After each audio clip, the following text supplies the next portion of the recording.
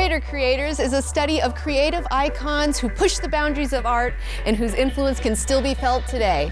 So take a seat, class is in session. Today we're talking about the great bird of the galaxy, Star Trek creator Gene Roddenberry.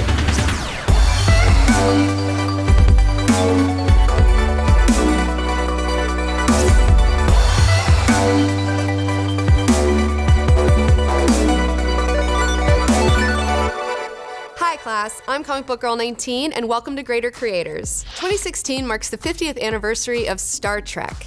With 7 television series, 13 movies, and countless books and comics, Star Trek has made an enormous cultural impact over the past 5 decades, being one of the longest and most well-known science fiction franchises of all time. I mean, even if you've never seen one episode of Star Trek, you know what Star Trek is. You know what it is. I've heard of Star Trek. That's great, Robot. Fantastic. You get an A. Gene Roddenberry was the creator of the Star Trek universe, including the original series and Star Trek The Next Generation. The New York Times described Roddenberry as a tall, soft-spoken man with a silver mane and a dazzling imagination. An imagination that inspired fans who went on to create things like cell phones, ion propulsion, and personal computers. Personally, I became a fan of Star Trek when I was a little girl watching The Next Generation with my family. For the first time, I got to see a working model of what emotionally stable adults would be like and how they would deal with their problems through generally talking it out. Teacher, what all stuff are we going to learn in this class? It's a loaded baked potato. We're going to be talking about Gene Roddenberry's life history and how he created Star Trek. Then we're going to talk about a timeline of the Star Trek shows and movies. Also, we're going to go over my favorite episodes of Star Trek and the legacy that Gene Roddenberry left behind. And the thing that's so interesting and unique about Star Trek, the thing that sets it apart from all of the other science fiction out there, was the fact that Gene Roddenberry didn't have this dark, dystopian, apocalyptic vision of mankind's future. He saw a future where mankind is going to mature, we're going to be seeking out new civilizations, and these ideas broke new ground. Star Trek is about more than fancy futuristic gadgets and gizmos. It's about the future of human society and social evolution. And that's what Gene Roddenberry was really excited to talk about, because he believed that humanity now, as it stands, we're really just children. And in the 24th century, he believes that we could evolve to be more mature. Then we'll be able to get rid of all of these problems that we have now. We'll have a resource-based economy. Material possessions will no longer be the driving force in our lives, and how humans eventually will just work to better themselves without being told to. We did not accept the myth that the television audience has an infantile mind. As a matter of fact, we decided to risk the whole show on that premise. We believe that the often ridiculed mass audience is sick of this world's petty nationalism and all its old ways and old hatreds, and that people are not only willing but anxious to think beyond those petty beliefs that have for so long kept mankind divided. Now let's talk about the man himself. Eugene Wesley Roddenberry was born August 19, 1921 in El Paso, Texas. He was an avid reader from a young age, with stories like Skylark and John Carter of Mars being among his favorites. Long before he created Star Trek, Roddenberry already lived a pretty interesting and fascinating life. For starters, he was a highly decorated B-17 pilot in the Pacific during World War II. And after the war, he flew some of the longest routes for Pan American World Airways. After hanging up his wings in 1949, he got a job working for the LAPD, where he wrote speeches for the chief of police.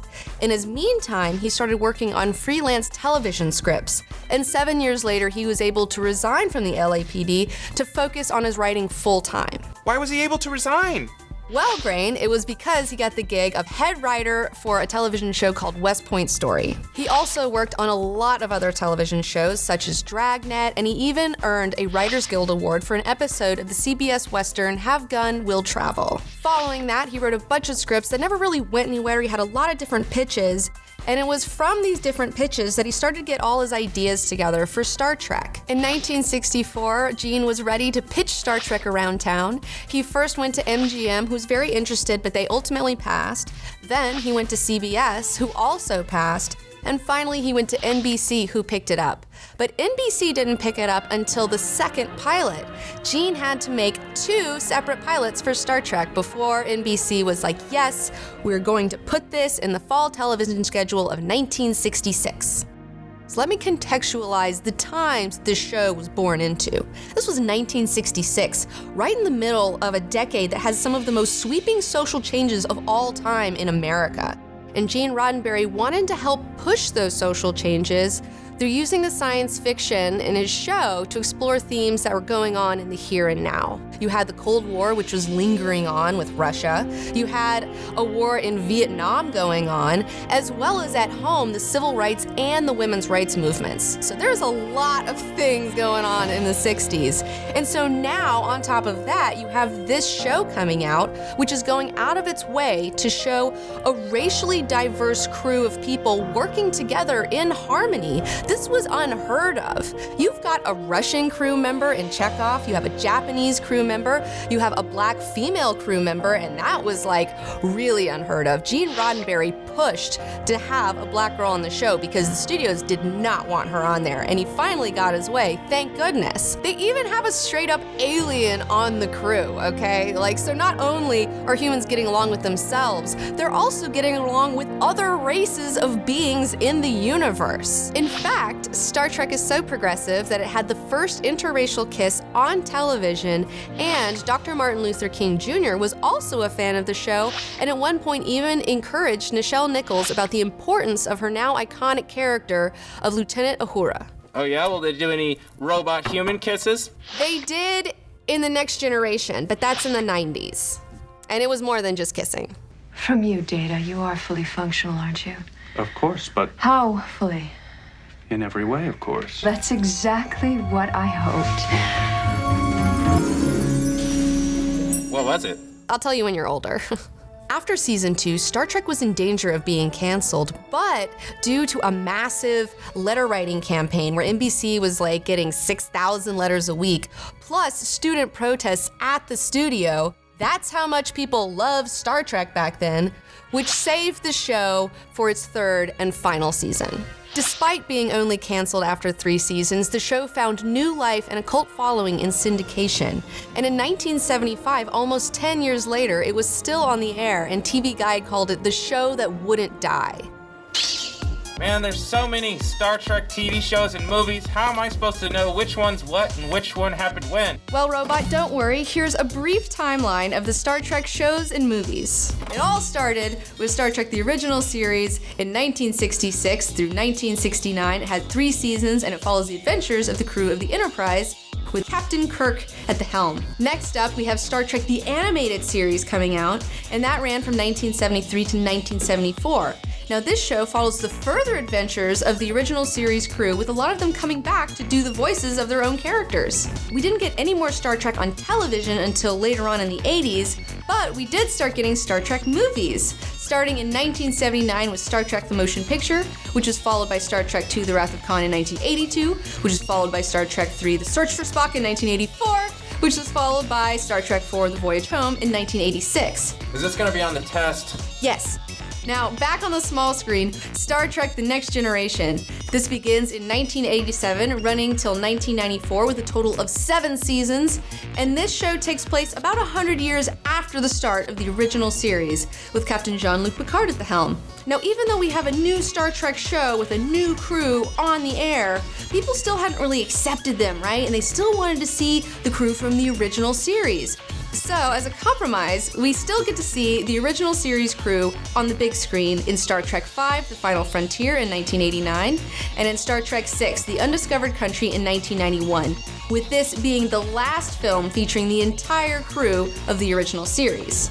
Now, back on television, we have Star Trek Deep Space Nine coming out in 1993 through 1999. It also has 7 seasons. In order to differentiate this show from The Next Generation, Deep Space Nine takes place on a space station instead of a starship. Now, back on the big screen, we finally get to see the cast of The Next Generation in their own film, starting in Star Trek Generations in 1994. Although Captain Kirk still makes an appearance, so we have 1 original series member, but whatever. Help Warp 1, engage! we have Star Trek Voyager coming out in 1995, running all the way to 2001, also with 7 seasons. And this show takes place after The Next Generation was canceled, but while Deep Space Nine was still airing. Captained by Catherine Janeway, this show follows the adventures of the crew of the USS Voyager, who are stranded on the far side of the galaxy, the Delta Quadrant, some 70,000 light years away from Earth. And all they want to do is get home. So they're just trying to get back, which would approximately take 75 years if they were going at warp 9, so it's a whole thing. In 1996, we get Star Trek First Contact, and this is the first Star Trek film where 0 characters from the original series appear. And that was followed by Star Trek Insurrection in 1998. And back on television, we have Star Trek Enterprise airing in 2001 to 2005 with 4 seasons. Now this show is a prequel to the original series, set about 100 years before Kirk and his crew. The Star Trek Enterprise follows the adventures of the first Starfleet ship, the Enterprise NX-01, as they are the first Starfleet crew to explore deep space. Captained by Jonathan Archer, this series shows the crew making first contact with a number of alien races, including the Klingons. In 2002, we get Star Trek Nemesis. This is the last Star Trek movie to feature the Next Generation crew before the cinematic reboot starting in 2009. And of course, you probably should remember the Star Trek reboot in 2009, simply called Star Trek. This movie takes place in an alternate timeline, and it has the main characters from the original series now portrayed by a new cast, which spawned 2 sequels, Star Trek Into Darkness in 2013 and Star Trek Beyond in 2016. And now, starting in 2017, we finally get a brand new Star Trek show on television called Star Trek Discovery. This show takes place about 10 years before the events of the original series and is on a separate timeline from the movies being made today. So they're totally separate. This show is set to follow the crew of the Discovery, and I can't wait to watch. Teacher, do you have any favorite episodes of Star Trek? Of course I do, Space Brain. Now, I have to be honest here, I'm more of a fan of The Next Generation than I am of the original series, so all of my episodes come from that. One of them being The Measure of a Man. It's all about Lieutenant Commander Data and whether or not he's considered a sentient being with his own rights or whether he's simply property of Starfleet. Since I first saw Data at the entrance evaluation at the Starfleet Academy, I've wanted to understand it. I believe I am very close to the breakthrough that will enable me to duplicate Dr. Soong's work. But as a first step, I must disassemble and study it. When a guy comes in and wants to take his brain apart to see if he can make more Datas, and Data's like, well, can you guarantee that this isn't gonna kill me? And the guy's like, no. And then Data's like, well, then I don't want to do it.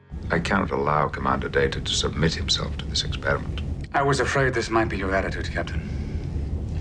Here are Starfleet's transfer orders, separating Commander Data from the Enterprise and reassigning it to Starbase 173 under my command. And they have to have this whole friggin' trial to figure out whether Data has the right to say no to this guy, potentially killing him, which, thank God, he does. Is your contention that Lieutenant Commander Data is not a sentient being and therefore not entitled to all the rights reserved for all life forms within this Federation? Data is not sentient, no. Commander, would you enlighten us? What is required for sentience? Another fun one is called the Neutral Zone. And in this episode, we have a group of 20th century men and women who've been cryogenically frozen, and then they're found by the crew of the Enterprise. They're thawed out in the 24th century. Let's see if the Braves are on. How do you cut on this TV? TV? Yeah, the boob tube. There's no trace of my money. My office is gone. What will I do? How will I live? And they just cannot handle the cultural changes that have gone on and just don't even know how to deal with the fact that there's no money anymore. It's hilarious. A lot has changed in the past 300 years. People are no longer obsessed with the accumulation of things. We have eliminated hunger, want, the need for possessions. We've grown out of our infancy. Then what's the challenge? The challenge, Mr. Offenhouse, is to improve yourself, to enrich yourself. Enjoy it. Another one of my favorite episodes is called Family, and this one deals a lot with Captain Jean-Luc Picard. Now, this episode takes place directly after he has been turned and unturned into a Borg, and he's forced to go on a vacation, so he decides to visit his brother in France. And in this episode, we really get to see Picard's humanity more than ever, because we always see him as this very level-headed captain. And for the first time, we see him break down. He gets in a fight with his little brother. He cries. He's admits that he wasn't strong enough to fight off the Borg. And man, I wept with him. They took everything I was.